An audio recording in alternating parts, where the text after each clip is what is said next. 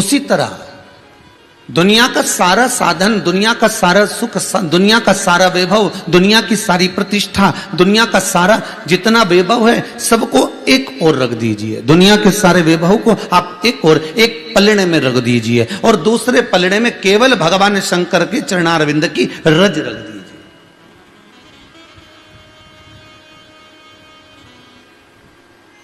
केवल शिव के चरणारविंद की एक मात्र कण का रज, मात्र कण का रज, दूसरा नहीं।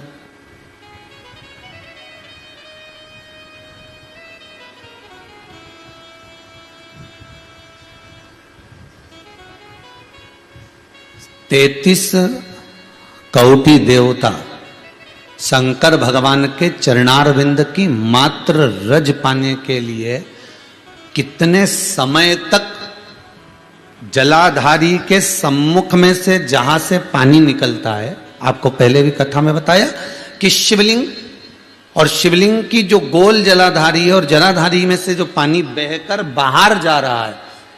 हिंदू धर्म में हमारे यहां पर जो भगवान का जल बहकर जाता है उस स्थान को लांगा नहीं जाता, इसलिए शंकर जी की परिक्रमा आदि होती है। इधर से गए वापिस आ गए, पर जहां से पानी बहकर जा रहा है उसको लांघकर हम इधर नहीं जाएंगे, उसको लांघकर हम इधर पहुंचना नहीं है।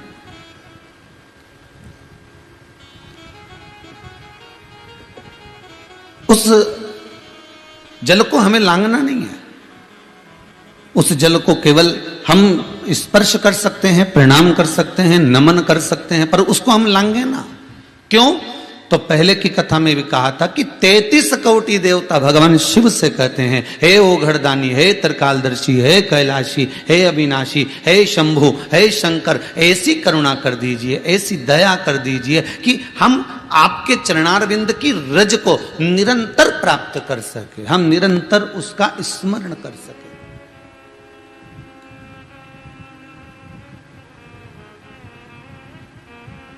हमें वो रज निरंतर प्राप्त हो जाए, हमें वो रज प्रतिदिन प्राप्त हो जाए। और भोले तेरे चरणों की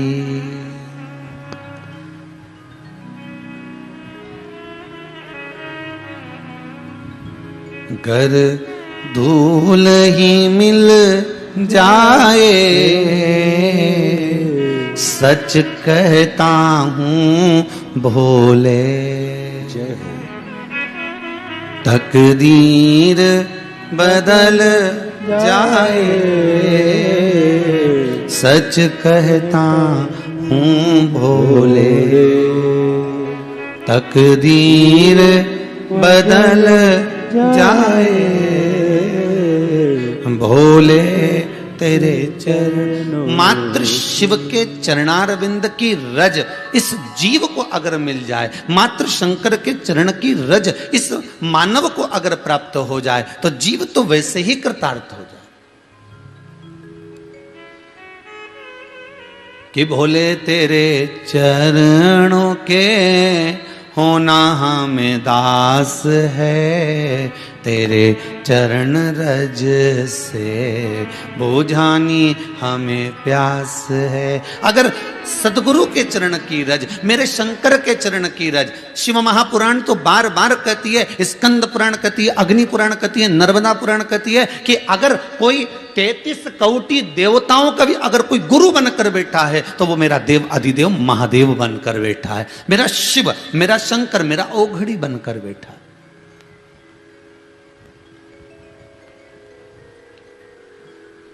केवल उसके चरणारविंद की रज अगर हमको मिल गई, केवल उसके चरणों का भाग हमको मिल गया तो जीवन तो वैसे ही सार्थक हो गया।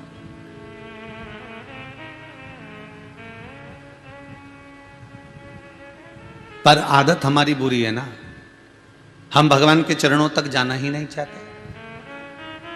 हम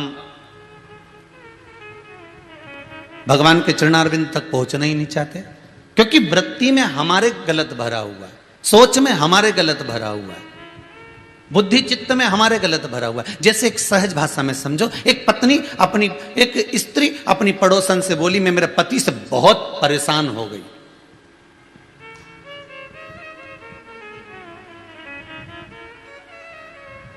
एक पड़ोसन से एक माता बोल रही है, मैं अपने पति से बड़ी परेशान हो गई, इतना झूठ बोलने वाला पति मैंने जिंदगी में कभी नहीं देखा।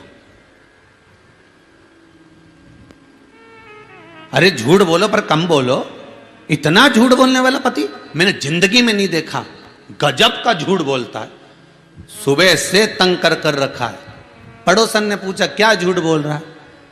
सुबह से कह रहा है मेरे 5,000 रुपए किसी ने निकाल लिए, 5,000 रुपए मेरे किसी ने निकाल लिए, 5,000 रुपए मैंने किसी ने मेरे निकाल लिए। इतना झूठ बोले जिसका वर्णन नहीं। गजब का पति मिला।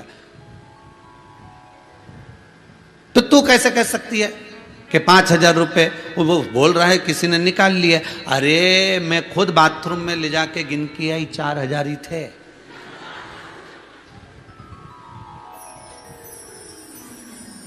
अब बताओ ऐसे पति के साथ कैसे जिंदगी निकालूंगी? इतना झूठा व्यक्ति, इतना झूठा व्यक्ति, इसके साथ मैं अपनी जिंदगी कैसे निकालूं? अब तुम बताओ। अब पड़ोसन माथा ठोक रही, बता चोटी तो ये बैठी है, चोरी इसने करी है। और बताओ बेचारा बोल रहा है कि 5,000 रुपए हैं, 5,000 रुपए हैं, और ये बोल रही 4,000 है। तो तूने चुराया काहे को? वो 5 और 4 के चक्कर में। हम भी ऐसे ही हैं, हमारी वृत्ति भी ऐसी है, हमारा मन भी ऐसा ही है, हमारी चित्त वृत्ति भी ऐसी है। हम मन में सोचते हैं कि हम भगवान का भजन करेंगे, हम मन में विचार कर जाते हैं हम शंकर का अनुमोदन करेंगे, हम मन में विचार कर जाते हैं हम शिव का स्मरण करेंगे। पर हम भी वहां पहुंचते हम रिझाने के लिए पहुंचे थे, पर हम जैसे ही मंदिर की चौखट पर चढ़े, हम जैसे ही मंदिर के दरवाजे पर चढ़े कि हमारी बुद्धि में मांगने का भाव प्रकट हो गया। आज मैं भगवान से ये मांग कर जाऊंगी, आज मैं भगवान से ये लेकर जाऊंगी, आज मैं भगवान से ऐसा कुछ मांग लूंगी मेरा बच्चा 10वीं में पास हो जाए, आज मैं ऐसा कर जाऊंगी, आज मैं ऐसा कर। भगवान से कुछ मांगना नहीं है। तुम दरवाजे पर अगर पहुंचे हो, भगवान ने अगर तुमको वहां तक बुला लिया है,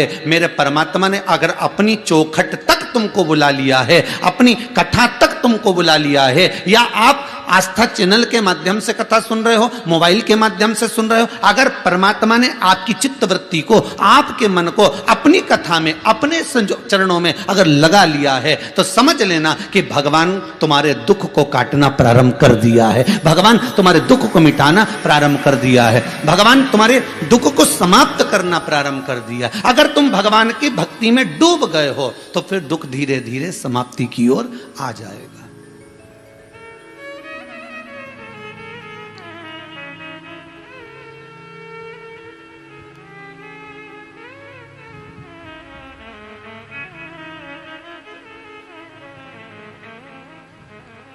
जिस समय पर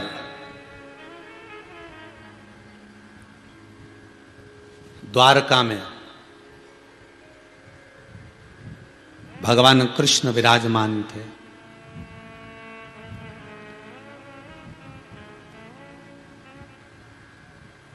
आज माता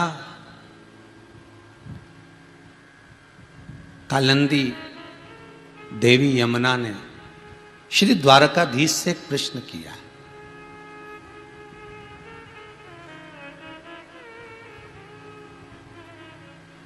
द्वारकानाथ आज आप बड़े मौन हो, आप आज आपके भीतर मुझे ऐसा लगता है कि कुछ हलचल मची हुई है, आज आप बड़े मौन से दिख रहे हो। द्वारकानाथ, आपके मौन का कारण क्या है?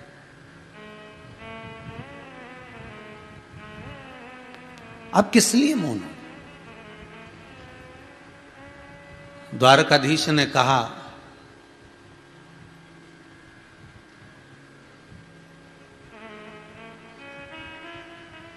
कि जिस गुरु के चरणारविंद में मैंने जाकर विद्या का अध्ययन किया,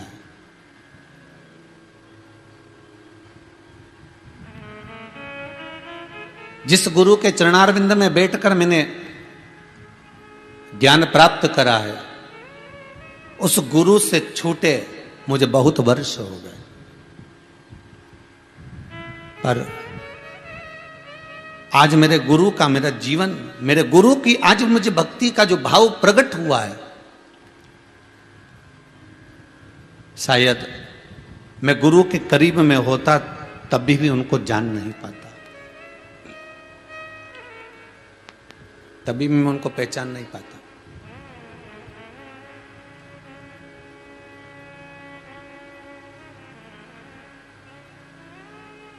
आप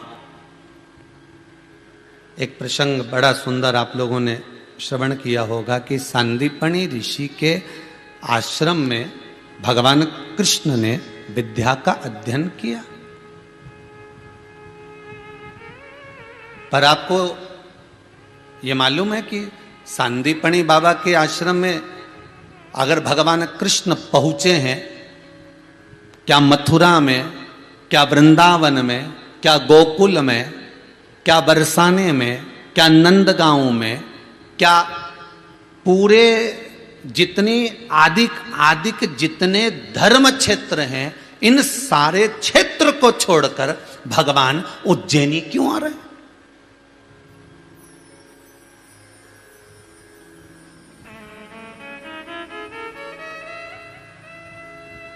अच्छा सत्य बात बताना भाई, जितने लोग भी आप कथा श्रवण कर रहे हैं आस्था चैनल पर या मोबाइल पर, उनसे एक दिल की बात पूछना चाहता हूं, अच्छे से बोलना कि पहले के समय में लोग अगर अध्ययन के लिए जाते थे तो कहां जाते थे? काशी जाते थे कि नहीं जाते थे?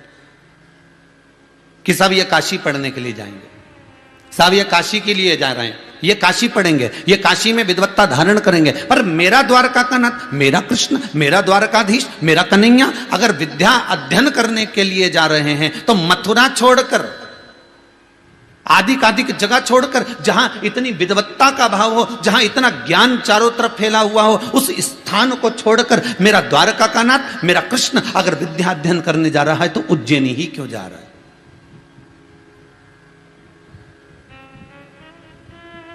मेरा द्वारका का नाथ, मेरा कृष्ण उज्जैनी क्यों पहुंच रहा है? उस अवंतिका नगरी में, उस महाकाल की नगरी में, काल अधिपति की नगरी में मेरा कृष्ण क्यों पहुंच रहा? किस लिए?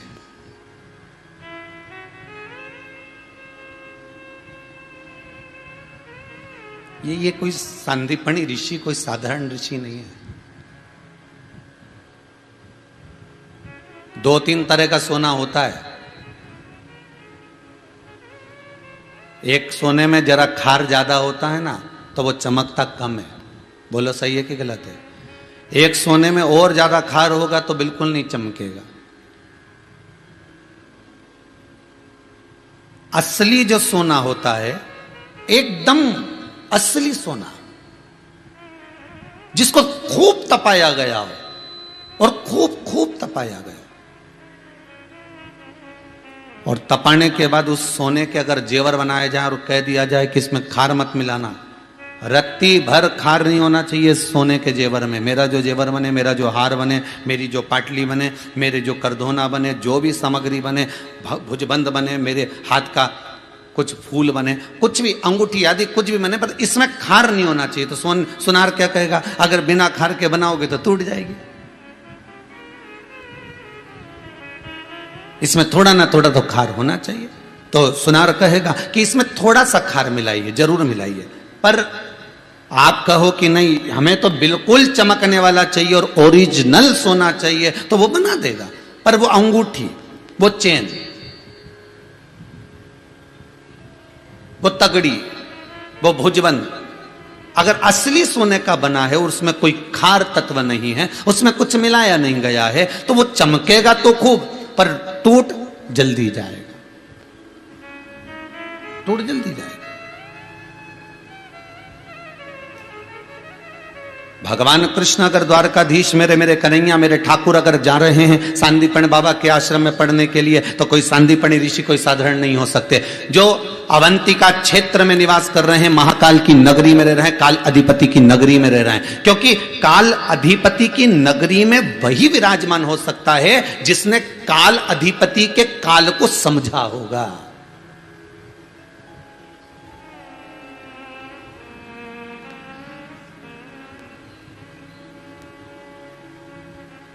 कालंदी जी ने पूछ लिया। आपसे भी निवेदन है, कभी कभी अपने पति से पूछा करो तुम्हारा गुरु कौन है। आप में से कितनी पत्नियां हैं, जितने लोग भी कथा सुन रहे हैं, कभी कभी तो पूछ लिया करो तुम्हारा गुरु कौन है। और पूछने के बाद कहा करो, कभी कभी गुरु जी के पास जाते हो, बात करते हो फोन पर, कभी कभी उनसे चर्चा होती है, कभी उनसे मिलने का भाव उत्पन्न होता है, कभी कभी दिल में, मन में ऐसी उमंगता उत्पन्न होती है कि मुझे गुरु के द्वार जाना है, मुझे गुरु के चौखट पर जाना है।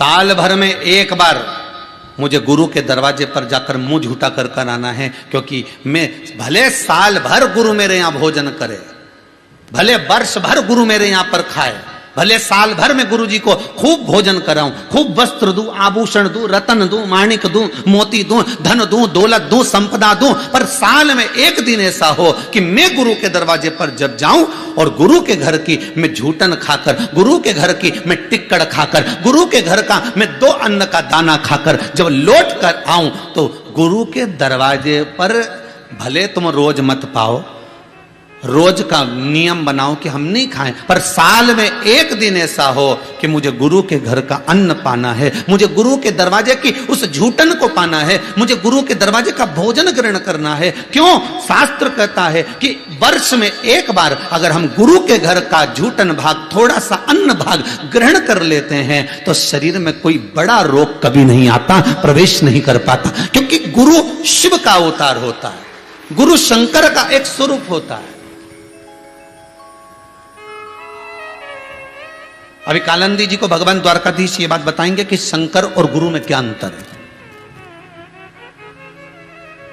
इस गुरु शिव महापुराण के अंतर्गत आपको यही समझना है कि शिव और गुरु में क्या अंतर रह गया है, ये द्वारकानाथ बता रहे हैं।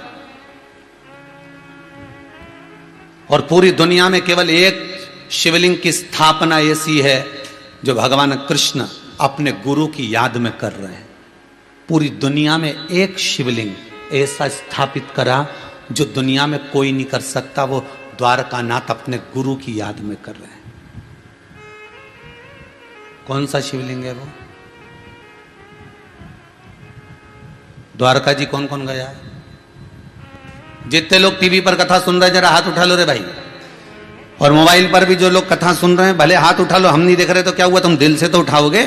द्वारका कौन कौन गया है द्वारकाधीश के दर्शन करने के लिए? अगर द्वारका गए होगे तो आपको मालूम होगा कि शंकर भगवान की स्थापना जब हम बड़े द्वार पर से, रख लीजिए हाथ, जब हम बड़े द्वार में से द्वारकाधीश का दर्शन करने के लिए अंदर प्रवेश करते हैं तो अंदर जाते से ही राइट में कुशेश्वर महादेव का दर्शन होता है। कौन से महादेव है?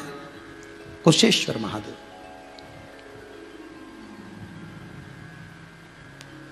दुनिया में एक ही महादेव है जिसको गुरु की याद में मेरे द्वारकानाथ ने अपनी द्वारका में स्थापित करा था।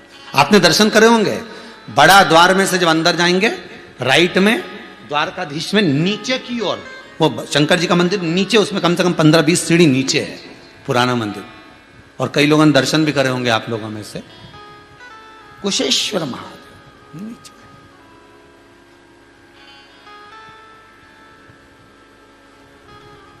अच्छा, कई लोग तो सोच रहे होंगे हम तो द्वारका गए थे और एक दर्शन नहीं करे, हमने तो 4-6 बार करे, और ध्वजा भी देखी, नारियल फेंका वे भी खाया, प्रसाद भी खाया, दर्शन भी किया, सब कुछ देखा, परंतु ये शंकर जी कहाँ चले गए थे, ये शिव जी कहाँ गए थे?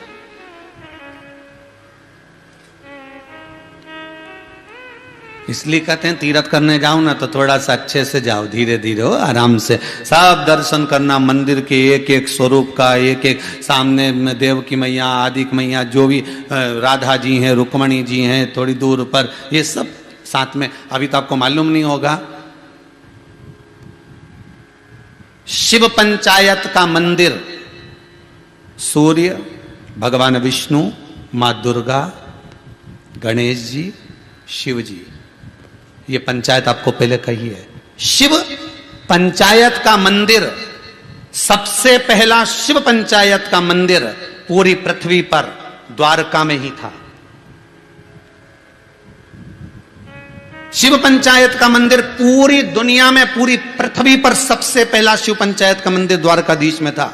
द्वारकाधीश में, क्योंकि द्वारकानाथ स्वयं मेरे कृष्ण शिव पंचायत को स्थापित करे थे। दुर्गा जी को उन्होंने स्थापित करा, गणेश जी को उन्होंने स्थापित करा, स्वयं विष्णु स्वयं विराजमान थे, सूर्य नारायण भगवान स्वयं विराजमान थे, स्वयं आगे रहकर पूरी द्वारका में आप दर्शन करें। और द्वारका में जब शास्त्र कहता है कि द्वारकाधीश का दर्शन आप मंदिर में जब प्रवेश करें तो भले बाद में करें, पहले सबसे पहले शिव पंचायत का दर्शन कर जाएं। इसलिए दरवाजे के पास ही शिव पंचायत।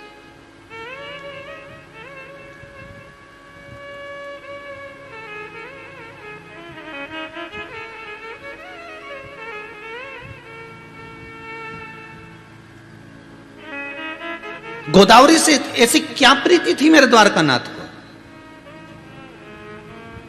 गोमती से क्या क्या प्रीति थी मेरे द्वारकानाथ को? उस गोमती का सुख द्वारकानाथ को क्यों प्राप्त हुआ? किस लिए?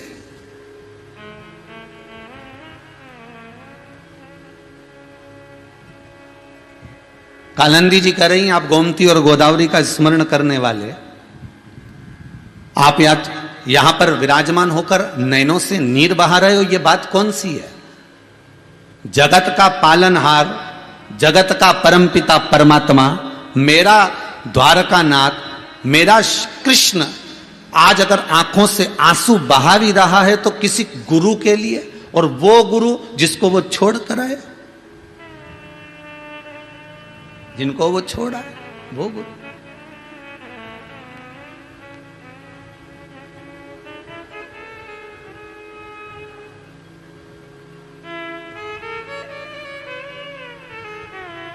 होता है थोड़ा सा आप लोगों को हो सकता है हमारी वाणी से गलत लगे, पर करबद्ध निवेदन रहेगा जिंदगी को थोड़ा सा सुधारने का प्रयास करना।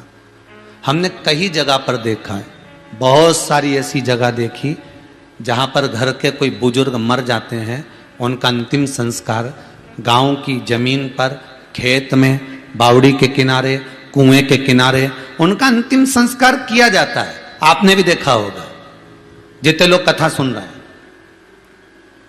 परिवार का कोई व्यक्ति, कोई बुजुर्ग बहुत माना हुआ, कोई बहुत प्रबल व्यक्ति मरा, और बुजुर्ग व्यक्ति अगर मरा तो उसको गांव के खेत में, जमीन में, कुएं के पास, बावड़ी के पास कहीं उसका अंतिम संस्कार कर देते हैं। करने के बाद वहां पर एक ओटला बना देते हैं। बोलो बनाते कि नहीं बनाते? ओटला बनाने के बाद वहां पर पांव चरण रख देते हैं। चरण नहीं रखते तो वो क्या करते हैं, एक शंकर जी का शिवलिंग रख देते हैं। कई जगह पर रखा देखा होगा तुमने। हम एक जगह की बात नहीं कर रहे। तुम जब जब रोड के किनारे से निकलोगे, जब जब तुम रास्ते में से निकलोगे, कई खेत में तुमने देखा होगा एक ओटला बना, शंकर जी का शिवलिंग रखा है। कहीं ओटला बना, शंकर जी का शिवलिंग रखा है, नंदी रखा है। फिर कहीं ओटला बना, मंदिर नहीं बना, ओटला बना, शंकर जी का शिवलिंग रखा है। ओटला बना, शंकर जी का शिवलिंग रखा, नंदी रखा, शिवलिंग रखा। पर यह नहीं सोचा तुमने कि रख किस जगह पर रहे हो। माना शंकर मेरा शिव में मानते हैं कि शमशान का वासी है, मेरा शिव ओघड़ निवासी है, मेरा शमशानी का निवास करने वाला मेरा भूत अधिपति, मेरा भूतेश्वर, मेरा शंकर मानते हैं, पर उसको विराजमान कहां कर रहे हो ये भी तो देखो।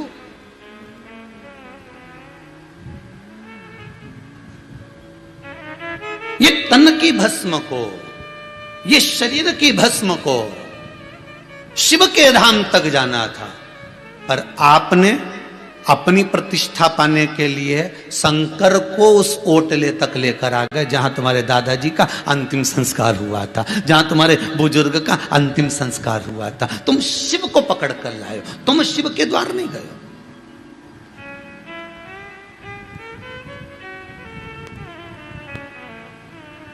तुम्हें शंकर के द्वार जाना चाहिए था। जब कोई मरता है तो उसको कहां लेकर जाते हैं? शमशान। शमशान क्यों? शिव के द्वार अपन इसको लेकर जा रहा है, शंकर इसको लेने आए वो बात दूसरी।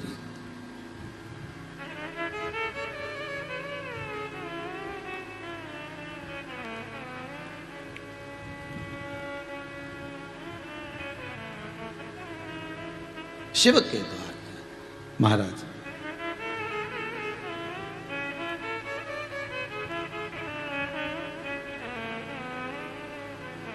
बस एक बात याद रखिएगा,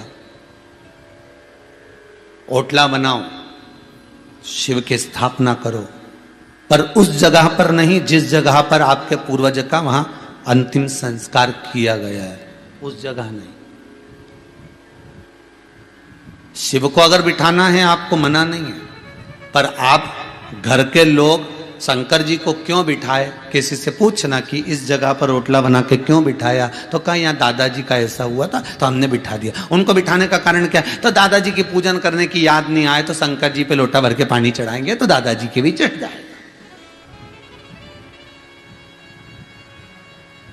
ये कहीं शास्त्र रीति नहीं कहती महाराज, शास्त्र रीति वर्णन नहीं करती।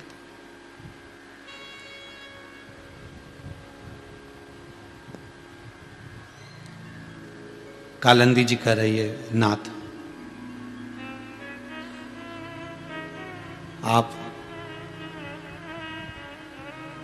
किसको याद कर कर रो रहे हो? मेरे कृष्ण मेरे द्वारका नाथ कहते हैं आज मेरे गुरु सांदीपनी को।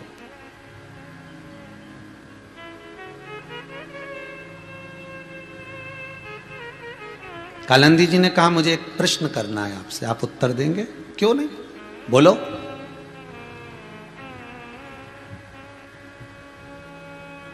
ऐसा कौन सा पुण्य, देवऋषि नारद का कल का संवाद आ गया है, बहुत ध्यान दीजिएगा। नारद जी ने अपने गुरु जी से कहा था कि मुझे गुरु मंत्र देने के बाद आपका नाम रोशन हो जाएगा। आप किसको गुरु मंत्र दे रहे हो? ए मछुआरे, तुमको मालूम है तुम किसको गुरु मंत्र दे रहे हो? आज वही बात कालंदी जी ने कह दी। ऐसा कौन सा पुण्य सांदीपनी ऋषि ने किया जो आप जैसे द्वारका नाथ उनके शिष्य बने, सुदामा जैसे उनके शिष्य बने? कौन सा पुण्य गुरु कर गए?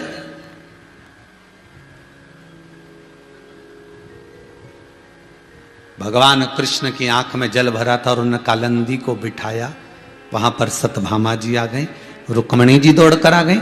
रुक्मणी सतभामा जी ने भी देखा कि आज कालंदी ने बड़ा विचित्र प्रश्न कर दिया कि गुरु ने कौन सा पुण्य करा था जो आप द्वारका नाथ कृष्ण स्वयं भगवान जिसके शिष्य बने? वो पुण्य कौन सा था? भगवान कृष्ण के मुख से जो शब्द निकला, भगवान कृष्ण कहे ये मेरे गुरु का पुण्य नहीं है,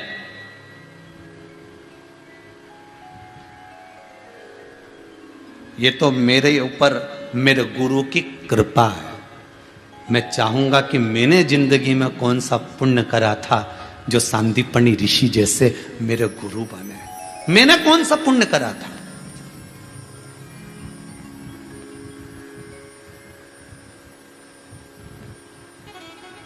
मैंने वो पुण्य कौन सा करा था?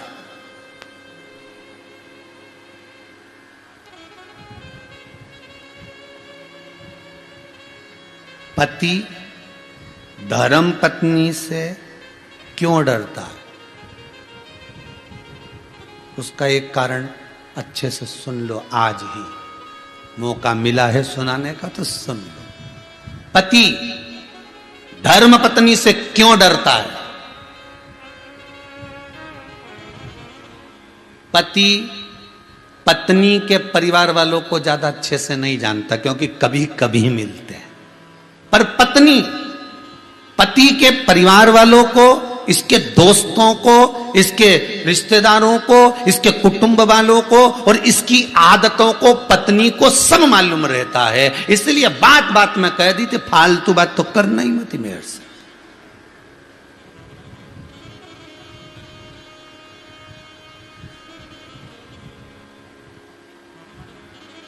फालतू बात मेरे से मत करना हो, मैं सब जानती हूँ, मेरे को तो बिल्कुल बताना ही मत थी तुम क्या है। बस यहाँ जब बात अड़ गई तो भगवान कृष्ण ने कहा कि रुक्मणी जामवंती ये सब बैठी हुई और कालंदी तू पूछ रही है कि कौन सा पुण्य था, तो मैं कहता हूं कि मेरा कोई पुण्य ऐसा होगा जिस पुण्य की प्रबलता में मुझे सांदीपनी ऋषि जैसे गुरु मिले, ये तो मेरा भाग्य होना चाहिए।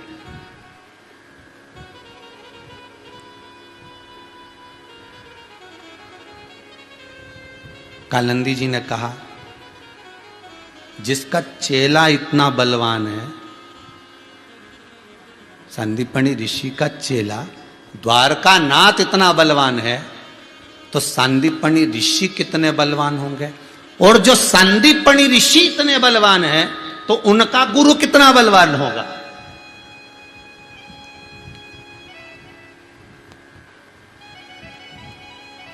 उनका गुरु कितना बलवान होगा?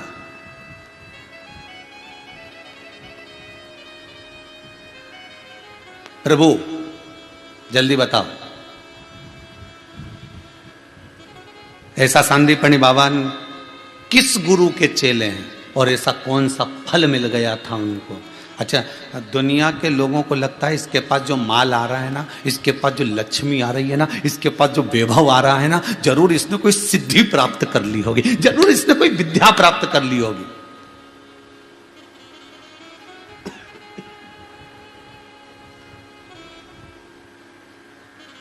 आपका व्यापार चलना चालू हो जाए, आपकी दुकान चलना चालू हो जाए, आपका वैभव प्रारंभ हो जाए, आपके चारों तरफ चर्चा चालू हो जाए, हर जगह पर आपका नाम लोगों के मुख पर अगर बार बार आ रहा है, तो दुनिया के लोग कहेंगे इसने जरूर कोई सिद्धि कर ली होगी, इसने जरूर कोई विद्या कर ली होगी, इसने कोई तंत्र विद्या कर ली होगी, इसने कोई अनुष्ठान कर लिया होगा, इसने कुछ ऐसा कर लिया होगा जो इसको ये प्राप्त हो गया। पर दुनिया के लोगों को ये नहीं दिखता कि विद्या नहीं है ये तांत्रिक विद्या, अघोरी विद्या या तंत्र विद्या नहीं है, यह कोई सिद्धि नहीं है। उसको यह ज्ञात होना चाहिए कि एक सिद्धि इतनी प्रबल है कि शंकर रूपी जिसको गुरु मिल गया, जिंदगी में वो कभी हार नहीं सकता, यह पक्का है। जिसको एक गुरु प्राप्त हो जाए और गुरु रूपी मंत्र अगर मिल गया है, गुरु जैसा बल अगर मिल गया है, गुरु जैसी सिद्धि अगर प्राप्त हो गई है, गुरु जैसा तात्विक सुख अगर मिल गया है, तो फिर झुकना क्या, फिर डरना क्या।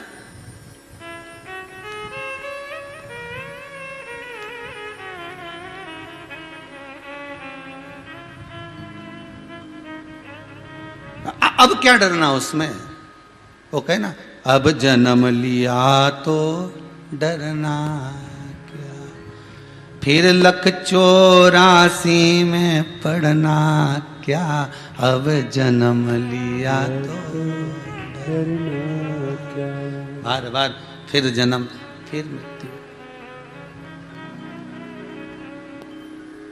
क्यों, किस लिए?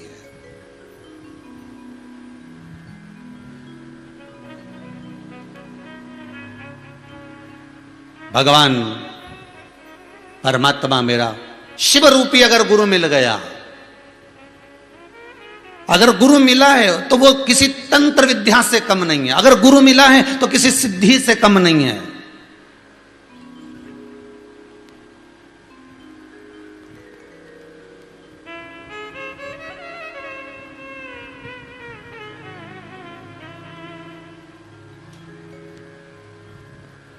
कल किसी ने आशीष जी के पास फोन करा होगा और पूछा होगा कि सीओर वाले गुरु जी ने किसी को गुरु मंत्र दिया है क्या।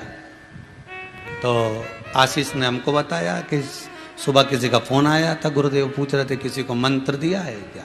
तो हमने आशीष जी से कहा मंत्र की जरूरत क्या है, यह शिव महापुराण का मूल मंत्र श्री शिवाय नमस्तुभ्यम दुनिया की चित्त वृत्ति में ऐसा बैठ गया, दिल में ऐसा समा गया, यह शंकर की कथा ऐसी दिल में बैठ गई कि अच्छे अच्छे को पलट कर रख दिया।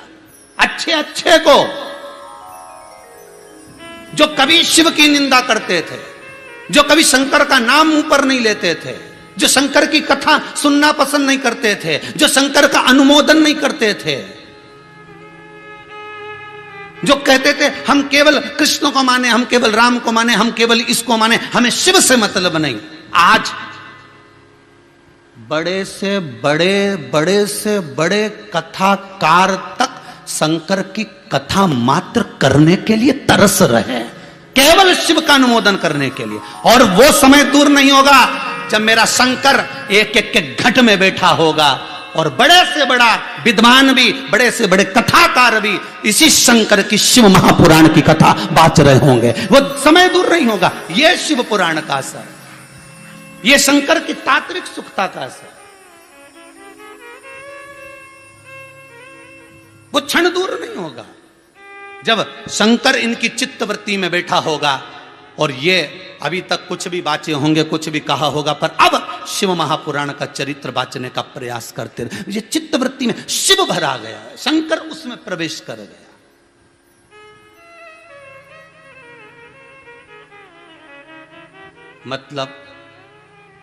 मतलब क्या, इनको गुरु मंत्र मिल गया। मतलब व्यक्ति जब पलटता है, जब शिव रूपी गुरु मंत्र उसको मिल गया। अब ये श्री शिवाय जम के बोलो नमस्तुभ्यम। आज ये कोई माता आई थी, कहाँ से महाराज, पटना से, घटना से कि पटना से आई थी, पटना, हाँ कहीं से भी आई होंगी। तो वो कर रही थी गुरुजी, उनको जब बच्चेदानी में कैंसर हो गया था, तो वो कैंसर बड़ा प्रबल हो गया था, तो बोल रही थी गुरुदेव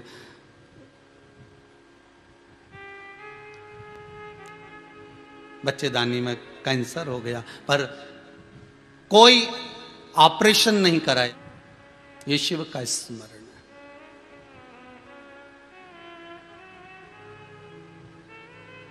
अगर वो कुबेरेश्वर धाम में वो पटना वाली माता हो ना, तो थोड़ी देर यहाँ जरा यहाँ आना, इस कैमरे के पास में जरा आइए, अगर हो यहाँ कहीं, हाँ जरा इस कैमरे के पास आ जाओ। यहाँ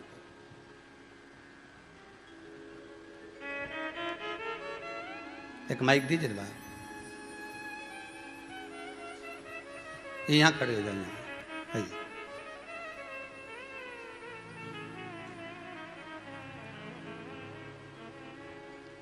आप कहाँ से आई हुई हैं?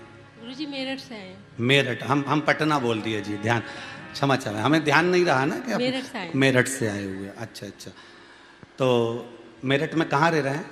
मेरठ कैंट में, तोपखाने। तोपखाना कैंट में। क्या हो गया था? बच्चेदानी में कैंसर बताया था। कैंसर बताया हाँ। था। अब ठीक है? हाँ। अब कोई प्रॉब्लम तो नहीं है? नहीं, अब कोई प्रॉब्लम नहीं। दिसंबर से कथा शुरू करी थी सुनने, और फरवरी में कैंसर बताया था, लेकिन बाबा ने ऐसी कृपा करी कि बस बाबा को पकड़ा, ना कैंसर हो रहा ना कोई, बस आपकी कृपा है। बाबा की कृपा, बाबा की कृपा। बहुत बहुत साधुवाद। बैठिए, माइक, यही शिव कृपा है। शंकर की कृपा बिना दुनिया में कहाँ कोई कृपा करेगा? उसकी कृपा बिना कौन कर सकता? एक दिल्ली से भी एक बेटी आई थी, वो कह रही थी गुरुजी कहीं जॉब नहीं था, सर्विस नहीं थी, नौकरी नहीं थी, बाबा ऐसी कृपा कर दिया, सर्विस भी लगा दी और ऐसी जगह पहुंचा दिया बाबा ने कि बस अब तो क्या कहूं गुरुदेव। बस ये शिव कृपा। फिर निवेदन करूंगा, जितने लोग टीवी के माध्यम से कथा सुन रहे हो, आपको एक ही निवेदन करूंगा, गुरु शिव है, शिव ही गुरु, कोई दूसरा नहीं।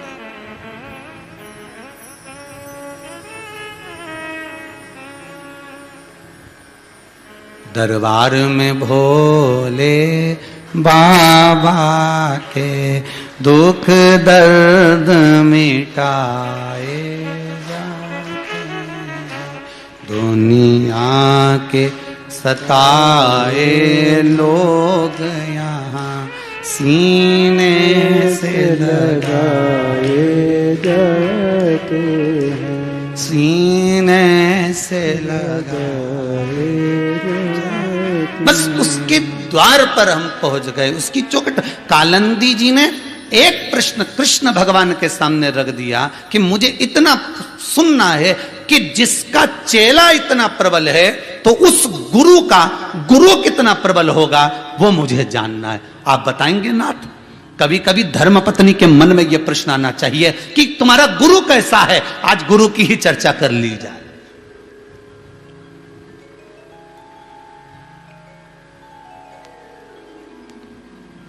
आपका गुरु कितना प्रबल है। हमें गुरु में होड़ नहीं करना है कि ये गुरु कितना बलवान है, इसकी सत्ता कितनी है, इसका वैभव कितना है, इसकी धन कितनी है, इसके चेले कितने हैं, इसके शिष्य कितने हैं, इसका कितना भंडारा होता है, कितना भोजन होता है, ये क्या करता है। हमें उससे मतलब नहीं रखना। हमें तो इतना रखना है कि गुरु भगवान का भजन कितना करवाता है और कितना करता है, स्मरण कितना करवाता है, कितना करता है, भक्ति में कितना ले जाकर छोड़ता है और खुद कितना ये शब्द है। हमें उसका वैभव नहीं देखना है, हमें उसका धन दौलत संपदा सत्ता नहीं देखना है। तब भगवान कृष्ण के नयनों से जल झलका और उन्होंने कहा, सुनो कालंदी, मेरे गुरु जी से एक बार मैंने पूछा था गुरुदेव, पूछना चाहूंगा आपका गुरु कितना प्रबल होगा जो आज मेरे जैसे शिष्य को आपने जो विद्या दी। काल अधिपति महाकाल की इस नगरी में, इस अवंतिका प्रदेश में आपने जो मुझे सुख प्रदान करा, वो सुख ऐसे ही नहीं मिल सकता गुरुदेव। जरूर आपको ये ज्ञान कहीं और अच्छी जगह से मिला होगा। तब संदीपनी ऋषि की आंख में जल थे। सांदीपनी बाबा की अश्रु आंखों से बहने लगे। भगवान कृष्ण कहते हैं, कालंदी आज तूने मेरे गुरु से भी बड़े गुरु का संवाद सुना है। मेरे गुरुदेव के गुरु वेद धर्म जी, क्या नाम? वेद धर्म जी, याद रखना, वेद धर्म जी। सुनो कालंदी,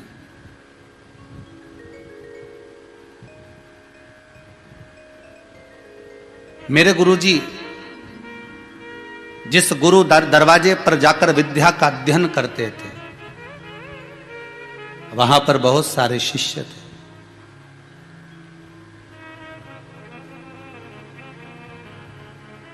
बहुत सारे शिष्य। फिर एक बार मेरे गुरुदेव के जो गुरु जी हैं, सांदीपनी ऋषि के जो गुरु हैं वेदधर्म, उन्होंने पूरी विद्या का अध्ययन कराने के बाद अपने चेलों से कहा, उस समय पर मेरे गुरुदेव का नाम सांदीपनी नहीं था, उनका नाम था सांदीपक।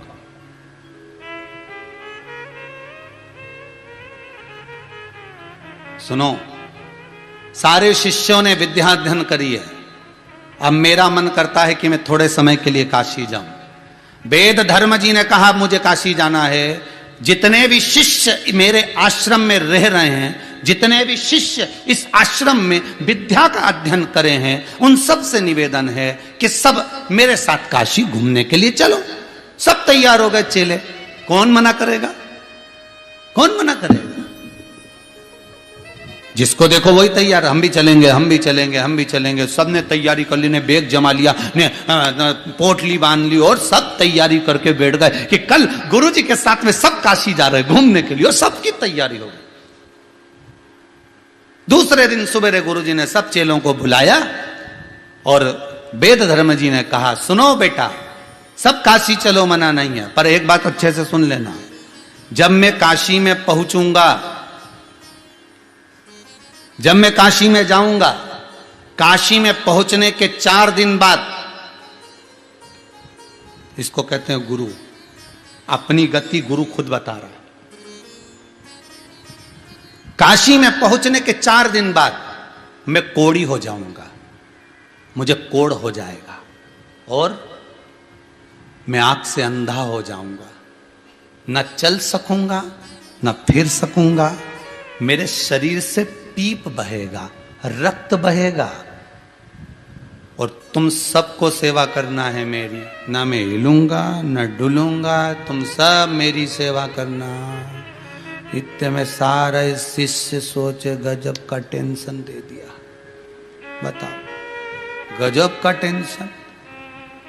अभी तो सोचे थे कि काशी जाएंगे, अब मालूम पड़े अटैची भी उठाओ, अटैची के साथ में गुरुजी के कपड़े भी धो, और धो तो धो, गुरुजी कह रहे हैं मेरे शरीर में कीड़े भी पड़ेंगे। और सुनो, जब व्यक्ति को रोग हो जाता है, शरीर कष्ट देने लगता है, तो व्यक्ति चिड़चिड़ा हो जाता है। मैं गुस्सा भी बहुत करूंगा। अब तुम में से जो मेरे साथ चलना चाहता हो मेरी सेवा के लिए, चल चलो। एक बोला मुझे तो मेरी मम्मी की याद आ रही, एक बोला मेरे को मेरे पिताजी याद आ रहे हैं, एक बोला मुझे सपने में मेरी बहन भाई दिख रहा है, एक बोला मुझे मेरी गौ माता दिख रही, एक बोला मैं ये आश्रम खाली रहेगा कौन देखेगा, मैं इसी को देख लूंगा, एक बोला मेरे को तो जाना है, मेरी तो शादी पक्की हो गई, एक बोला मुझे तो ऐसा करना है, मैं तो वहां। सब छुट्टी मार दिए, सब चले गए, केवल एक सांदीपक बचा, केवल एक सांदीपक बचा। सांदीपक ने आकर कहा, गुरुदेव आप चिंता न करिएगा, मैं आपके साथ चलता हूं। तुझे मालूम है शरीर में मेरे कोढ़ हो जाएगा, पीप बहेगा, कीड़े पड़ेंगे, अंधा हो जाऊंगा, देख नहीं पाऊंगा, संभालना तुझे पड़ेगा, रोटी तुझे खिलाना पड़ेगी, सेवा तुझे करना पड़ेगी, दवाई गोली तुझे करना पड़ेगी, औषधि तुझे करना पड़ेगी, सब करूंगा, गुस्सा में करूंगा, सब करूंगा, चलो। ये है मेरे कृष्ण के गुरु के भी गुरु, और ऐसे थे मेरे भगवान कृष्ण के गुरु। गुरु पद कोई साधारण में नहीं मिल जाता साहब। सहजता में नहीं मिल जाता। ये जो सास सुनाती है ना अपनी अपनी सास की कथा बहुओं को, तो बहुओं को तो लगता है ओ ऐसी होती थी क्या है। और सास सुनाती थी, हमारी सास एक जरा सी दाल बिना बीने तो डाल दे, सारा सामान उसको बिल्कुल टाइम टू टाइम चाहिए, 8 बजे ये वो, और जरा सा चौका बिगड़ा हुआ रसोई घर ऐसी जरा सा पलेथन मलेथन गिर जाए, सास तो ये सब बोलती थी। वो तो आज की सास उन क्या बोले, और ये बहू उनको सास उन बताए तो इनको तो ऐसा लगे हो कोई ऐसी सास होती थी, ऐसी होती थी। पर बताए तो गुरु के गुरु भी बता रहे, ले गए और वेद धर्मा जी पहुंच गए काशी में। काशी में पहुंचने के बाद गुरु तो गुरु है, उसको तो मालूम है कब क्या होना। 4 दिन के बाद वेद धर्मा जी को कोढ़ हो गया, कोड़ी बनकर गिर गए, नीचे पड़ गए, आंख से अंधे हो गए। उनको एक छोटी सी कुटिया में रखा, छोटे से भवन में रखा, और संदीपक जी ने उनकी सेवा करना प्रारंभ करी। इतनी सेवा करी, इतनी सेवा करी, इतनी सेवा करी कि खुश।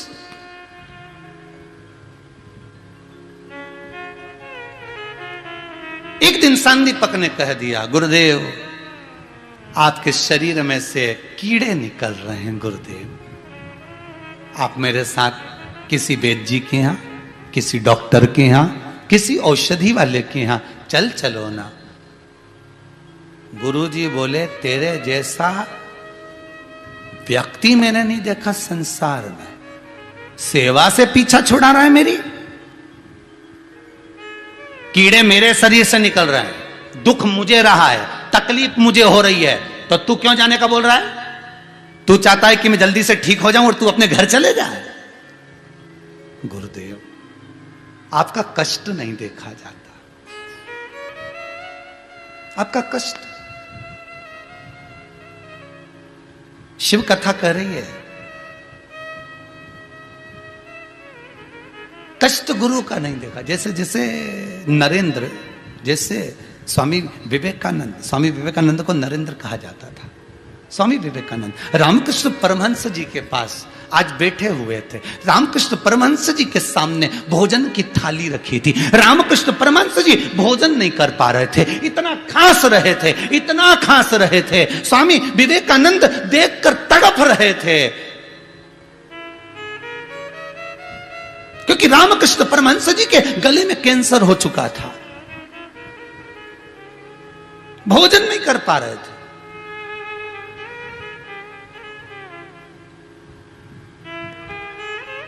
स्वामी विवेकानंद देख रहे हैं, आंख से आंसू स्वामी विवेकानंद के उस नरेंद्र के नेत्रों से आंसू बह रहा है, रो रहा है।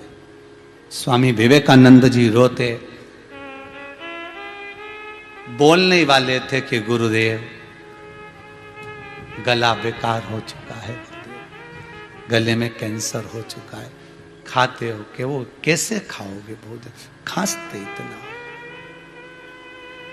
गुरुदेव कुछ बोलते स्वामी विवेकानंद, उससे पहले रामकृष्ण परमहंस जी ने नरेंद्र को बुलाया, स्वामी विवेकानंद को बुलाया। इधर आ नरेंद्र, इधर आ।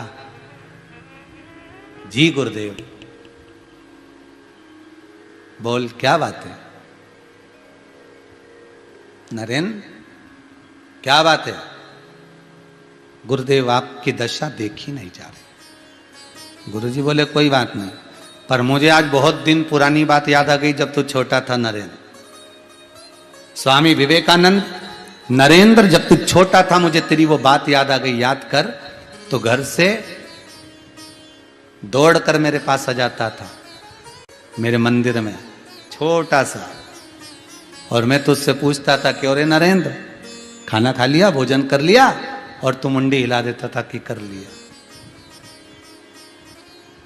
याद है नरेंद्र तेरे को? जी गुरुदेव। पर तू खाना खाकर नहीं आता था नरेंद्र, बहुत गरीब था तू। तेरी माता कहती थी ले भोजन कर नरेंद्र, और तू कहता था मां मेरा तो पेट भरा, मैं मित्र के यहां भोजन कर कर आया। तू घर का भोजन छोड़ देता था, क्यों? जिससे तेरा छोटा भाई पेट भरकर भोजन कर सके, उसके लिए तू भोजन छोड़कर आता था। तू भोजन छोड़ देता था कि तेरी माता भोजन कर ले नरेंद्र, और तू मेरे मंदिर में आ जाता था, मैं देखता था तेरी प्रसन्नता को। तू भूखा होने के बाद 2-2 दिन 4-4 दिन तक तू भोजन नहीं करता था, और तेरे चेहरे की प्रसन्नता क्या कहती थी, तब मैं तुझे अपने पास बिठाता था, अपने हाथ से रोटी तोड़ता था, तुझे खिलाता था। नरेंद्र तुझे याद है? हाँ गुरुदेव, मुझे याद है गुरुदेव।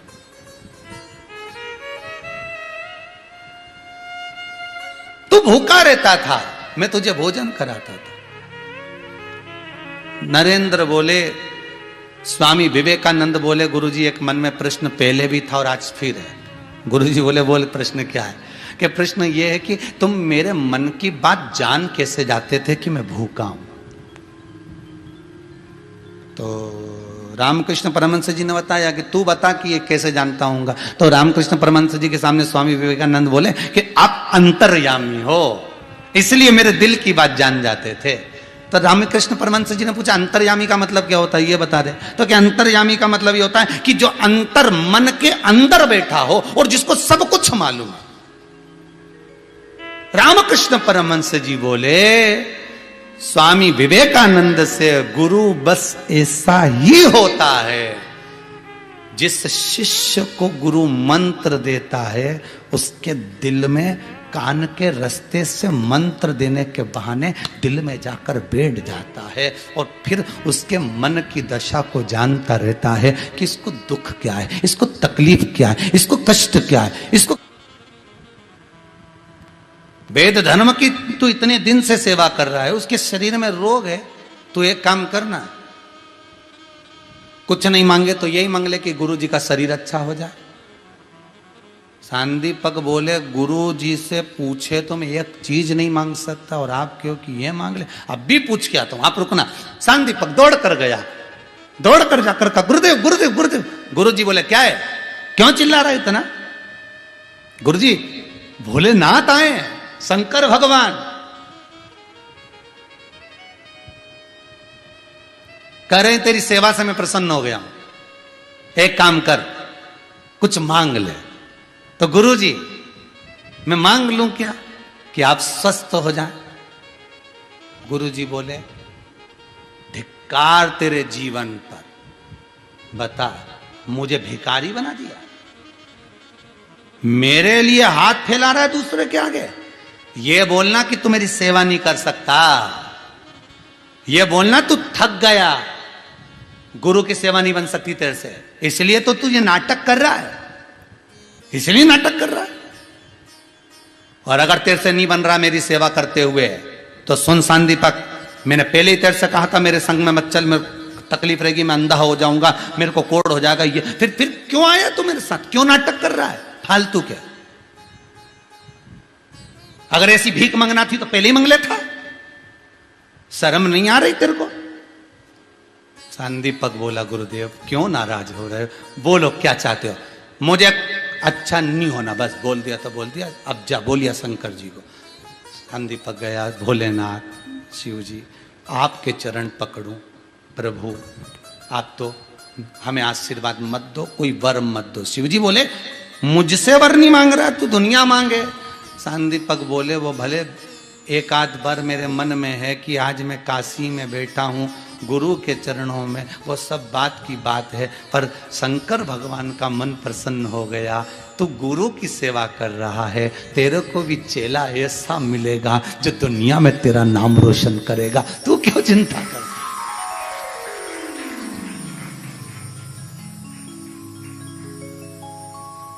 तू आज काशी में है गुरु के साथ में, तू चेला काशी में, तेरा भी चेला आएगा मेरी ही कालों की काल नगरी में, और वो चेला कोई साधारण नहीं होगा जो तेरा चेला होगा, तू भी कम नहीं और तेरा चेला भी कम नहीं होगा। शंकर जी मन से दे दिया, कुछ बोले नहीं सांदीपक को, कुछ भी नहीं। अब इसकी सेवा इतनी अच्छी चल रही थी कि शंकर जी ने भगवान विष्णु से कह दिया, नारायण नारायण। बोले क्या बात है, वो सांदीपक को वर दिया प्रभु, वो मेरे से नहीं ले रहा, आप जाओ। भगवान विष्णु पहुंच गए, भगवान विष्णु ने जाकर कहा, सांदीपक मांगो तुम्हें क्या चाहिए, तुम्हारी सेवा बड़ी प्रबल है। सांदीपक बोले, पहले भी मांगने की बात सोची थी, इस गुरु जी के पास गया तो गुरु जी ने खूब फटकार लगाई, दादा तुम तो रहने दो, तुम अपने अपने घर जाओ। भगवान विष्णु, तुम अपने अपने घर जाओ।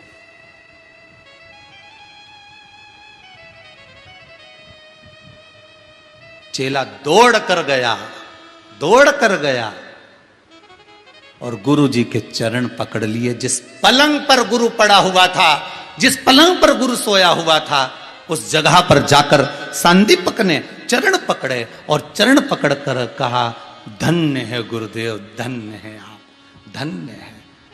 गजब की सेवा कराई आपने, सेवा करा रहे हो आप और दर्शन दे रहे भोलेनाथ, सेवा करा रहे आप, दर्शन दे रहे नारायण, सेवा करा रहे आप, दर्शन दे रहे ब्रह्मा, सेवा करा रहे आप। 33 कोटि देवता मेरे से मिलने के लिए आ रहे हैं, गजब।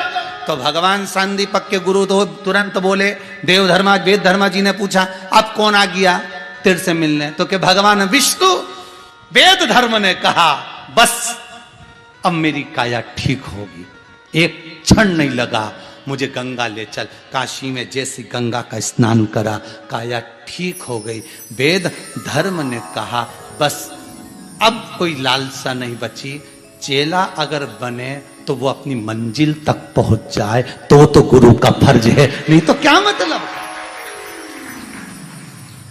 चेला बने और मंजिल तक पहुंच जाए। मैंने अगर गुरु मंत्र तुझे दिया है, मैंने विद्या का मंत्र तुझे दिया है, मैंने पढ़ाया है, तो केवल यहीं तक नहीं छोड़ूंगा, तुझे उस परमात्मा से मिलन करवा कर बताऊंगा। और वो मैंने कर दिया, तुझे ले जाकर शंकर के चरणों में, तुझे ले जाकर उस विष्णु से मिलवा दिया, एक बार नारायण का तुझे दर्शन करा दिया, बस गुरु का फर्ज हो गया। और गुरु होता ही यही है। तो भगवान कृष्ण तुरंत कालंदी जी से कह रहे हैं, अय कालंदी, ए यमुना, ए सतभामा, ए जामंती, ए मित्र वृंदा, ए लक्ष्मणा, सुनो रुक्मणी, यह कोई साधारण गुरु नहीं है। अगर आज मुझे मेरे गुरु की याद आई है तो वो गुरु कोई साधारण नहीं था, जिसने अपने गुरु की सेवा करी। तो मेरा भी तो लक्ष्य बनता है कि मैं गुरु की सेवा करूं, पर कैसे जाऊं मैं उस अवंतिका प्रदेश में, कैसे जाऊं? एक काम करता हूं, देवादिदेव महादेव को यहां बुलाऊंगा ना, तो मेरे गुरु सांदीपनी ऋषि खुद ही आ जाएंगे। तो एक कुशेश्वर शिवलिंग का निर्माण मेरे भगवान कृष्ण कालंदी जी के साथ में मिलकर प्रतिष्ठा कर उसको विराजमान करते हैं द्वारका में। कहां विराजमान करते हैं? द्वारका, द्वारका में। और द्वारका प्रदेश कोई ऐसा ही द्वारका नहीं है। द्वारका केवल द्वारका नहीं है साधारण। शिव महापुराण की कथा कहती है ये वो द्वारका है जहां मेरा कृष्ण तराजू में तुल जाता है, जहां पर तुला का दान हो जाता है।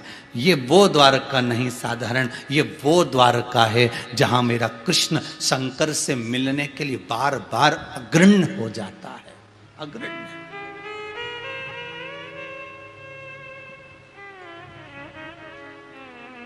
इसलिए मैं द्वारका के ब्राह्मणों को, द्वारका के पंडितों को, द्वारका के पंडाओं को नमन करता हूं, जो द्वारकाधीश की सेवा के साथ में भगवान शिव की सेवा, कुशेश्वर महादेव की सेवा में संलग्न बने हुए हैं। संलग्न, गुरु और शिष्य दोनों ही स्वरूप, दोनों ही स्वरूप। केवल एक द्वारका का कुशेश्वर महादेव। जीवन में आपने किसी के यहां सूतक का भोजन कर लिया, मालूम नहीं था कि इसके यहां कोई गमी हो गई। सावड़ का भोजन कर लिया, किसी के यहां बच्चा हो गया था, 10 दिन के अंदर तुमने उसके घर का पानी पी लिया। सूतक और सावड़ का भोजन यदि आपने जिंदगी में किसी के यहां करा है, किसी के यहां पर मृत्यु वाले घर में अगर आपने कुछ पानी पी लिया, भोजन कर लिया, अन्न भाग ग्रहण कर लिया, उसका दोष हमारे गरुड़ पुराण में लिखा है कि इसका कितना दोष है, कितना दोष है। सूतक और सावड़ के भोजन का दोष गरुड़ पुराण कहती है कि मरने के बाद जब जीवात्मा जाती है तो उससे पूछा जाता है कि इस चित्रगुप्त महाराज से पूछते हैं, इसने कहीं सूतक का भोजन तो नहीं करा, इसने कहीं सावड़ का भोजन तो नहीं करा। अगर सूतक और सावड़ का इसने भोजन करा होगा तो 94 नरक भोगने से पहले इसको बैतरणी में पड़े रहना पड़ेगा, डूबना पड़ेगा, बार बार गोते लगाना पड़ेगा, बार बार इसको उलझना। इसलिए कहते हैं कि कभी आप योग लगे, हमारे हिंदू धर्म में 4 धाम बताए हैं महाराज, बद्रीनाथ, जगन्नाथ, द्वारका, रामेश्वर क्यों कहे गए, इनका जो महत्व है उसको समझिएगा। कभी स्कंद पुराण उठाकर उसको पढ़िए, कभी मौका मिले तो गीता प्रेस गोरखपुर की स्कंद पुराण बुलबा उसको पढ़ो। उसमें एक एक खंड में आपको भाग मिलेगा कि द्वारका का महत्व क्या है, बद्रीश का महत्व क्या है, क्या जगन्नाथपुरी का महत्व है, क्या रामेश्वर का महत्व है, क्या हमको ये शिव लिंग की पूजन का महत्व है, ये हमको ज्ञात होगा। तो द्वारका में ये कुशेश्वर महादेव विराजमान हुए, भगवान कृष्ण की नगरी में भगवान द्वारकाधीश के पास में विराजमान हुए। उसका सबसे बड़ा कारण यही है कि अगर मान लो कोई सूतक का भोजन कर लिया, सावड़ का भोजन कर लिया, वो नरक ना भोगना हो, तो उसके परिवार का, उसके कुल का कोई एक व्यक्ति भी अगर कुशेश्वर महादेव पर एक बूंद जल भी चढ़ाता है तो कहते हैं उसकी 7 पीढ़ी के लोग अगर बेतरणी में पड़े हों तो उससे मुक्त होकर बैकुंठ चले जाते हैं। ये कुशेश्वर महादेव, ये कुशेश्वर महादेव है, ये कोई साधारण नहीं।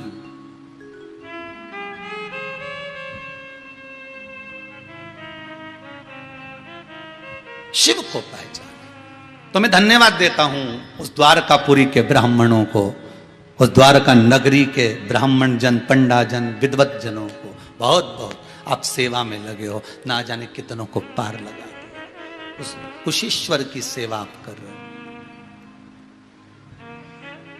आपको पहले भी कथा में कहा था, कहीं कहीं आप जाएं तो केवल वहां जैसे वृंदावन जाते हो तो बिहारी जी के दर्शन करो, हम मना नहीं, खूब प्रेम से करो, खूब लाड़ से करो कि हमने तिलक लगाया है, हमने बिंदी लगाई। और हमारे यहाँ की बहुओं को सास कह दे बिंदी लगा ले तो तुरंत आग बबूला हो जाए। अभी तो शीतला माता थी, थोड़ी देर में जगदम्बा हो जाए। इसको कहने में देरी, बिंदी की बोल दी।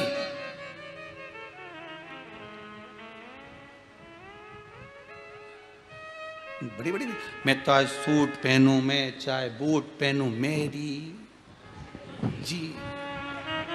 तो सास भी कहते चाहे तू चूल्हा में जाए, चाहे तू मायके जाए, मेरी चाहे। उसको कहीं करना जाओ, ए सुधरो तो सुधरो रे, नहीं तो सिद्धरो। सीधी सीधी बात है। सियोर वाला महाराज थोड़ा कड़ला कड़ला बोले, इसलिए लोगों को थोड़ा समझ में नहीं आए, परंतु भले नहीं आए, परंतु अपन तो ऐसी बोले जैसी बोले, क्योंकि अपने को मालूम है ये जो इंजेक्शन, नहीं तो ये कोरोना की जो बीमारी की दवाई तो कोई भी बना लेता गोली, पर गोली असर ही नहीं करे, तो इनने सीधा टीका लगाया। इंजेक्शन 1 बार 2 बार लगेगा नहीं, तो फिर अब तीसरी लेयर भी आ जाए तो कोई दिक्कत नहीं, तुमने 2 बार डोज ले लिया हो, अब तुम चिंता मत करो, क्योंकि तुमने सुई लगवा ली, तुमने टीका लगवा लिया। टेबलेट से काम नहीं चले, तो इनके मालूम है कि ये टेबलेट से काम नहीं चले। शिव महापुराण तो सीधा सुई है, इंजेक्शन, टीका, 1 बार लग गया नहीं तो ठीक। हम तो आपसे बार बार कहते हैं कि जो कथा नहीं सुने उसको भी कथा भेजो, जो श्रवण ना करे उस तक पहुंच जाओ। इसलिए बार बार कहते हैं कि कथा सुनो तो चैनल को सब्सक्राइब करिए, अपने मोबाइल से कुछ नहीं तो सब्सक्राइब कर कर लोगों को भेजो तो सही।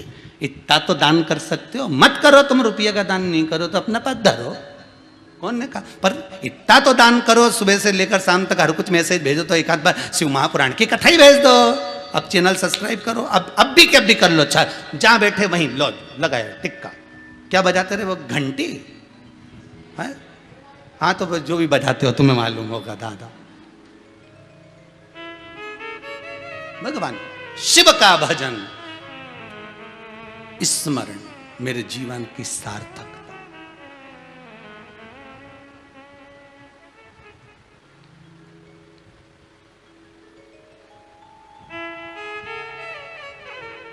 ये जीवन की सार्थकता। बस दक्ष प्रजापति की सभा में सती मैया जो कूद कर भस्म हुई, शिव नहीं थे इसलिए। जिस जगह पर शंकर नहीं है, जिस जगह पर शिव नहीं है, उस जगह पर सुख नहीं है।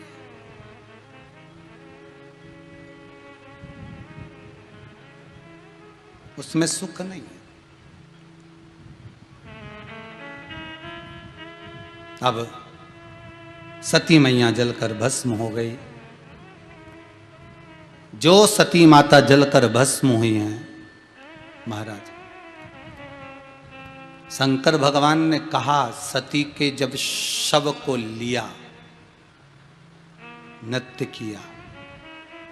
नृत्य करने के बाद सती की जो आत्मा थी वो निकलकर पार्वती की ओर जा रही थी।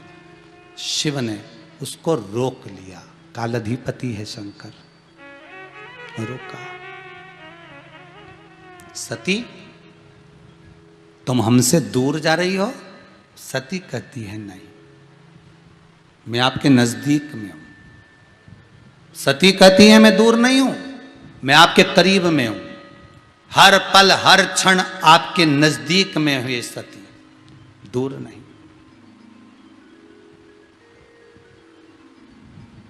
दूर नहीं हूं मैं।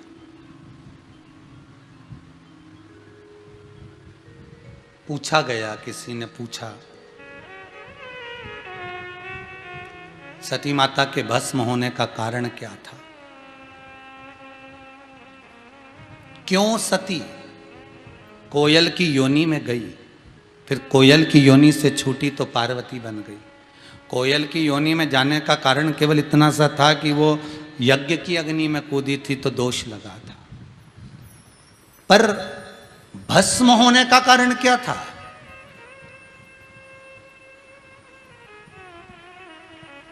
क्या पड़ी थी भगवान शंकर को कि शादी होते सी कुंभज ऋषि की कथा सुनने चले गए? शादी होते सी तो लोग कजन कहां कहां घूमने जाते और भगवान शिव कथा सुनने जा रहे हैं।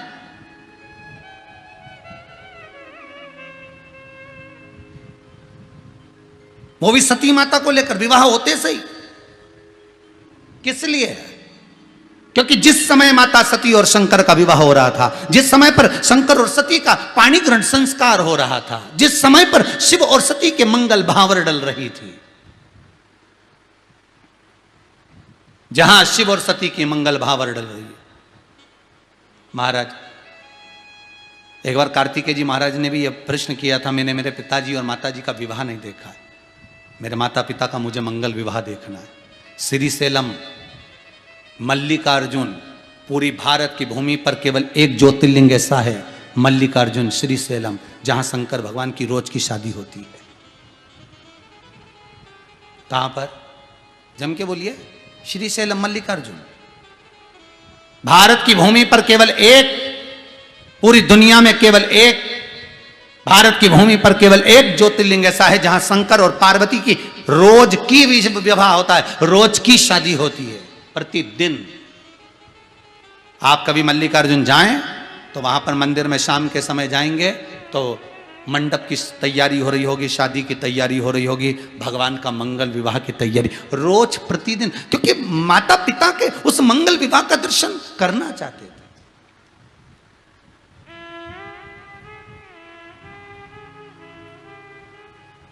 क्यों लेकर गए सती मैया को कथा सुनाने के लिए? जिस समय पर भगवान शंकर और सती का मंगल विवाह हो रहा था, दक्ष प्रजापति की पुत्री माता सती, जो प्रसूति माता के गर्भ से जन्मी थी, वो सती कोई साधारण नहीं थी। दक्ष प्रजापति ने हाथ जोड़कर निवेदन कर कर माता जगत जननी को प्रसन्न कर कर कहा था, मुझे एक बेटी और दे दो। तो मां जगदम्बा बोली थी, तुम्हारे घर में इतनी कन्याओं का जन्म, 60 कन्या जिसके घर में जन्म ले ली और बेटी मांग रहा। जन्म इतनी बेटियों का होने के बाद तो लोग बेटा मांगते हैं और तू बेटी मांग रहा है। माँ मुझे बेटा नहीं चाहिए, मुझे बेटी चाहिए। माँ कहती है मैं खुद तेरे घर में बेटी बनकर आऊंगी।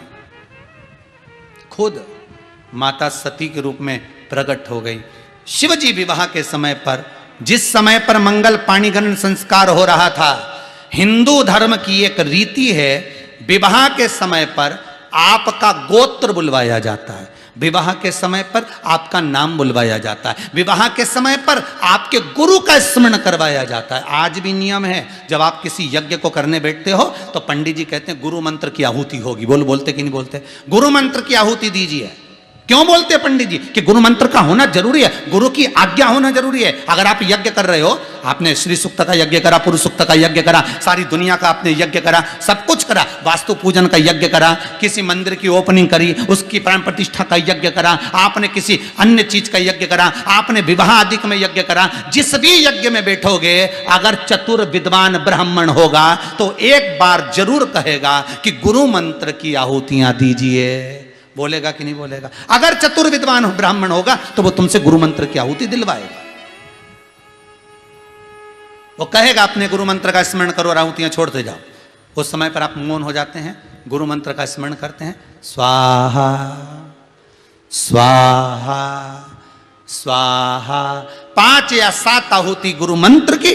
गुरु जो पंडित पूजन करा रहा है, ब्राह्मण पूजन करा रहा है, यज्ञ करा रहा है, वो खुद छुड़वाता है कि आप अपने गुरु की आज्ञा लीजिए और आहुति दीजिए। क्यों? किस लिए? क्योंकि उस पंडित को, उस ब्राह्मण को यह मालूम है कि शंकर और सती का मंगल विवाह हुआ था और गुरु मंत्र की आहुति सती ने नहीं छोड़ी थी, इसलिए उसको भस्म होना पड़ा था। भस्म होने का कारण केवल मंत्र की आहुति, गुरु की आज्ञा नहीं मिल पाई। गुरु आज्ञा से वंचित थी माता सती, और जो गुरु आज्ञा से वंचित होता है उसकी गति क्या? कुंभज बाबा के यहां, अगस्त ऋषि की यहां कथा सुनने के लिए गई और मन नहीं लगा। देखिए कितनी विचित्र कथा है। अगस्त बाबा की यहां कथा सुनने गई, कथा में मन नहीं लगा, चित्त नहीं लगा, वृत्ति नहीं लगी। क्यों नहीं लगी? अगर गुरु होता और ज्ञान दे दिया होता, मंत्र सुना दिया होता, तो शिव पुराण में मन लगता कि नहीं लगता? ईमानदारी से बोलना। अगर एक बार गुरु का मंत्र मिल गया, कोई भी गुरु का मिला, मंत्र मिल गया ना, तो टीवी जब भी खोलोगे ना रिमोट से, जब टीवी चालू करोगे ना, तो थोड़ा थोड़ा चैनल को चलाते चलाते तुम आस्था चैनल पे पहुंच ही जाओगे। और आस्था चैनल पे पहुंच गए ना, तो तुम सबसे पहले ढूंढोगे सियोर वाला महाराज की शिवपुराण कहाँ रही, कथा कहाँ मिल रही, तो तुरंत तुम ढूंढने का प्रयास करोगे कि कथा शंकर की कहां, अर्थात तुम्हारी चित्त वृत्ति में गुरु के मंत्र का असर हो गया। कल कथा में कहा था, परसों या कल कहा होगा, बादाम ऐसे ही घिसोगे तो अंदर की गिरी बेकार हो जाएगी। बादाम का छिलका निकालना है तो पानी में डुबो के रखो, पानी में डूबी रहेगी, थोड़ी देर बाद निकालोगे तो छिलका यूं ही निकल जाएगा। उसी तरह गुरु के उस मंत्र में, भजन में, कीर्तन में, स्मरण में, कथा में, पुराण में डूबे रहोगे तो अहंकार का कचरा तो निकल ही जाएगा। आसक्ति का, लोभ का, तृष्णा का, वासना का ये कचरा बाहर डूबो।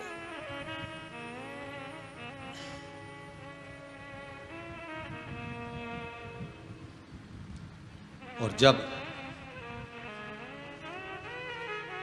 आसक्ति का कचरा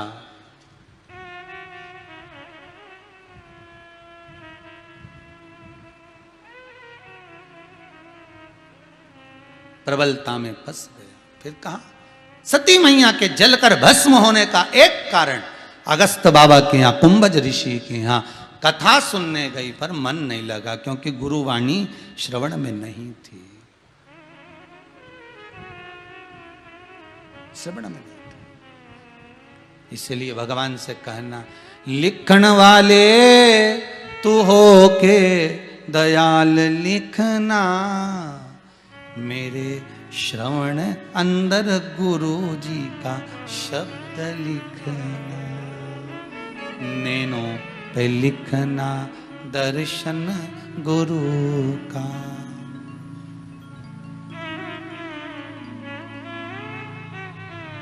जिह्वा पे गुरु जी का नाम लिखना, मेरे हृदय अंदर सतगुरु का प्यार लिखना, चरणों पे लिखना जाना गुरुद्वारे, हाथों पे लिखना सेवा गुरु की। बस इतनी कृपा कर। मस्तक पे गुरु का चरण लिखना, मेरे हृदय अंदर सतगुरु का प्यार लिखना। बस यही मिल जाए बहुत।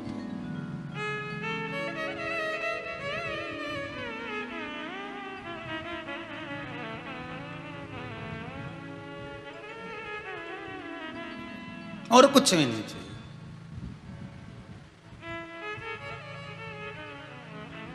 पकड़ लो हाथ गुरुवर जी, नहीं तो डूब जाऊंगी। अगर हम डूब गए, लोग कहेंगे इतनी कथा सुनी, शिव महापुराण सुनी, फिर कहूंगा दिल से सबसे ज्यादा खुशी मुझे इस बात की है कि जो जो पहले रुद्राक्ष उत्सव में आए थे और जिन जिन के घर में उस रुद्राक्ष उत्सव का रुद्राक्ष था, जिन्होंने नैमिषारण्य में शिव महापुराण की पोथी अपने पूर्वजों के लिए बिठाई थी, जिनके घर में बेलपत्री थी शिव की, ये चीज का अनुभव हुआ कि उस घर में कोरोना आ भी गया तो कोई मरा नहीं, बचकर निकल गया। ये शंकर की कृपा है। लोग कहते हैं हमने पोथी बिठाई थी, उसकी बेलपत्र हमारे यहाँ आई थी, हमने तिजोरी में रखी, सबको तो वो रखी, उसका फल देखो कितना हुआ कि वो अमृत के रूप में सामने धरी रही और आपका बाल बांका नहीं हुआ। बाल बांका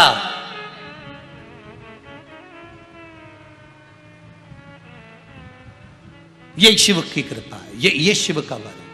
सती मैया अगर जलकर भस्म हुई है तो गुरु वाणी से वंचित रह गई थी, गुरु का शब्द नहीं मिल पाया। जब जिस समय फेरे कराने वाले पंडित जी ने कहा गुरु मंत्र क्या होती है, तो शंकर जी तो गुरु मंत्र क्या होती दे रहे थे, पर सती मैया सोच में पड़ गई कि फिर भी उसने स्वाहा तो कह ही दिया, ध्यान, पर मंत्र क्या था ध्यान नहीं आया। आखिरी में कुंभज बाबा के आश्रम में ले गए कि कम से कम कुछ नहीं तो वहां गुरु की वाणी मिलेगी, पर वहां भी गई तो मन नहीं लगा, क्योंकि गुरु वाणी से गुरु मंत्र जो मिला उससे सुख का अनुभव होता, उसी से परमात्मा प्राप्त होता, तो यहाँ ढूंढ नहीं पाई, फिर भी वंचित रह गई। आते आते उसने भगवान अपने ही पति से कह दिया, ये कौन है जो रो रहे हैं? भगवान कहते हैं ये वही है जिनकी हम कथा सुन के आ रहे हैं, ये राम, हाँ ये परमात्मा, हाँ तो परमात्मा ऐसा क्यों रो रहे हैं स्त्री के लिए? बस वही भगवान समझ गए कि गुरु मंत्र से वंचित है। आड़े टेढ़े प्रश्न वही करता है जिसका गुरु नहीं होता है। ये जो आड़े टेढ़े प्रश्न लोग करते हैं ना, फालतू की बात करें, शंकर जी पे जल चढ़ाने से क्या हो, शंकर जी पे दूध चढ़ाने से क्या हो, शंकर जी पे दही चढ़ाने से क्या हो, इससे तो किसी गरीब को पिला दो, मत समझ लेना इसका गुरु नहीं है। नुगरा क्या कहते हैं हिंदी में, अच्छे से बोलो, नुगरा। नुगरे का मतलब मालूम है? जिसका गुरु नहीं, इसमें अक्ल नहीं, नुगरा।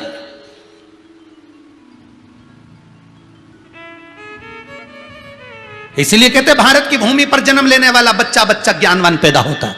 एक भारत की भूमि का छोटा सा बच्चा विदेश में पढ़ने गया, स्कूल में पढ़ रहा था, वहां के 2-3 बच्चे इसको बार बार टॉर्चर कर रहे थे, वो इंडिया के बच्चे को।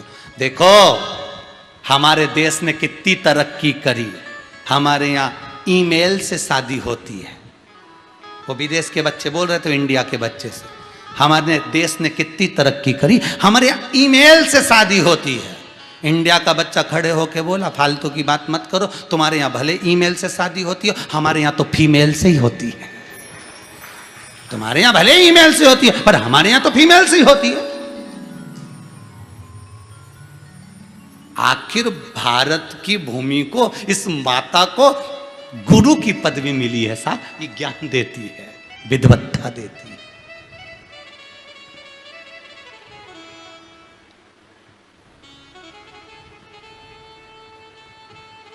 विद्वत्ता दे रही है। सती मैया जलकर भस्म हुई, पार्वती के रूप में प्रकट हुई, और माता पार्वती के रूप में जब प्रकट हुई तो माता पार्वती ने चित्तवृत्ति में धारण कर लिया कि बिना गुरु मंत्र के सती का जो जन्म हुआ था वो भस्म हो गया था। इसलिए पार्वती मैया ने तुरंत चाल चल दी, पैदा होते से ही, जन्म लेते से ही माता की गोद में रोने लगी, और मैनावती की गोद में रोई, वो आवाज देवर्षि नारद को पहुंच गई। नारद जी तुरंत आ गए, बचपन में गुरु मंत्र दे गए। इतनी सी भी देरी मत करो गुरु मंत्र में, इतनी सी भी देरी मत करना। पार्वती जी ने सोच लिया था सती बनकर जन्मी थी, और सती बनकर जन्म लेने के बाद गुरु मंत्र नहीं ले पाई तो यज्ञ की अग्नि में कूद कर भस्म होना पड़ा, कोयल का जन्म लेना पड़ा। अब की बार चाहे कुछ भी हो जाए, कुछ भी हो जाए, अब मंत्र नहीं छोड़ूंगी। तो ऐसी माता पार्वती जन्म के बाद इतनी छोटे से स्वरूप, जो जन्मी रोना चालू करा, और पार्वती जी ने जो रोना चालू करा, देवऋषि नारद के कानों में शब्द गया, नारद जी आ गए, और नारद जी ने आते से जो पार्वती जी को देखा, वाह वाह वाह मैया बहुत बढ़िया, पिछली बार गुरु मंत्र नहीं लिया था, अब की बार तो लेके मानेगी तो, वाह वाह वाह।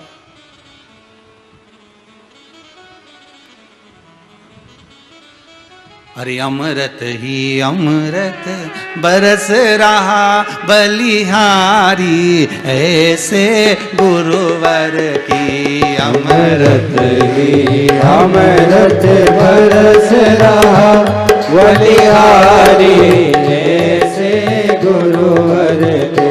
अमृत ही अमृत बरस रहा बलिहारी ऐसे गुरुवर की। अमृत ही अमृत बरस रहा बलिहारी ऐसे गुरुवर के। बलिहारी ऐसे गुरुवर की। बलिहारी ऐसे गुरुवर के। ओ बलिहारी ऐसे गुरुवर की। बलिहारी ऐसे गुरुवर के। अमृत ही अमृत बरस रहा बलिहारी ऐसे गुरुवर की। अमृत ही अमृत बरस रहा बलिहारी ऐसे गुरुवर की। अमृत ही अमृत बरस रहा बलिहारी ऐसे गुरुवर की।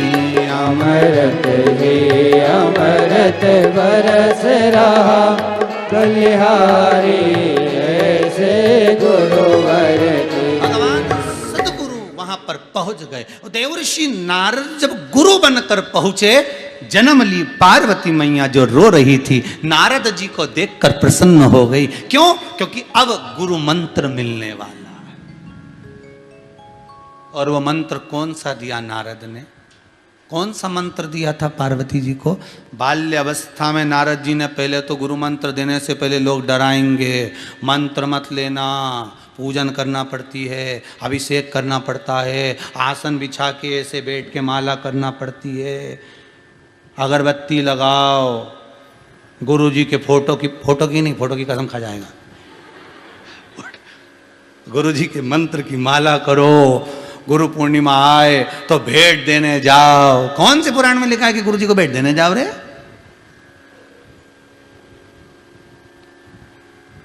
गुरु जी को भेंट की जरूरत नहीं है। गुरु जी ने तो खुद तुमको भेंट कर दी भगवान को कि जा उस परमात्मा का भजन कर। गुरु जी को क्या भेंट चाहिए? गुरु जी तो क्या भेंट दे दिया तुमको, भेंट लेकर क्या करेगा गुरु? नारद जी ने खूब डराया, इसका जो पति होगा भस्म धारण करने वाला, मृगछाला पहनने वाला, ऐसा वैसा सब बोले नारद जी, खूब सुना। मंत्र लेने से पहले लोग डराएंगे, उनसे मंत्र मत लेना, वो मंत्र ऐसा होगा, वो मंत्र वैसा होगा, वो ऐसा होगा। अपन शंकर जी का मंत्र ले लेंगे और कुछ हो गया तो, और नी लिया और कुछ हो गया तो। कई लोग कहते हैं केदारनाथ जी जाएंगे और वहाँ ठंड पड़ रही है और वहाँ पर कुछ हो गया तो, और घर में